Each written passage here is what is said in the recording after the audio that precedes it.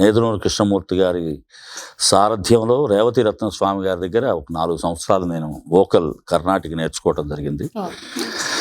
అప్పుడే నేను డ్రామాలకు వెళ్ళటం, అమ్మ వాళ్ళతో పాడటం, రూ. 10, రూ. 15 ఈ గిఫ్ట్లు వస్తూ ఉంటాయి కదా, అవి చూసి ఇక స్కూల్ కన్నా ఇది బెటర్గా ఉందని ఒక నిర్ణయానికి రావడం. తద్వారా మా మదరు నీడ అనే ఒక సినిమాలో ఆవిడ అత్త క్యారెక్టర్ యాక్ట్ చేశారు, దాసనారాయణరావు గారి డైరెక్షన్లో. సో దాంట్లో మహేష్ బాబు గారు అన్నయ్య రమేష్ బాబుతో వాళ్ళ స్నేహితుల్లో చిన్న కుర్రాడుగా నేను కూడా కనపడటం జరిగింది. సో అక్కడి నుంచి ఆయన ఒక 5-6 సినిమాలు నాకు వేషాలు ఇచ్చారు. రంగూన్ రౌడీలో చిన్నప్పుడు కృష్ణరాజుగా, కేటుగాళ్ళలో చిన్నప్పుడు మోహన్ బాబుగా. సో అవన్నీ యాక్ట్ చేయడం జరిగింది, ఒక 5-6 సినిమాలు. ఆ విధంగా మద్రాసుకు పరిచయం ఏర్పడింది.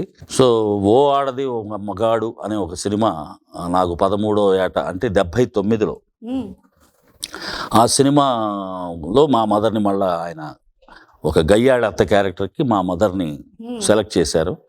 హీరోయిన్ తమ్ముడు క్యారెక్టర్కి నాకన్నా కొంచెం 1 year పెద్దవాడిగా ఉంటే బాగుంటుంది, నూనెగు మీసాలు వచ్చిన కుర్రాడుగా అని వెతుకుతుంటే నేను వెళ్ళి కాళ్ళ మీద పడిపోయా. దాసనారాయణరావు గారి కాళ్ళ మీద పడి, దయచేసి మీరు ఆ వేషం నాకే ఇవ్వాలి గురువుగారు అని చెప్పేసి పట్టుకుంటే, సరేరా అని చెప్పేసి ఆయన వేషం ఇవ్వటం. ఆ సినిమాకి ఎంఎస్ విశ్వనాథం గారు సంగీతం, ఆ కుర్రోడు పాడే అంటే నేను యాక్ట్ చేస్తున్న ఆ క్యారెక్టరు, వాళ్ళకి హీరోయిన్ ఒక అక్క ఆ కుర్రోడికి.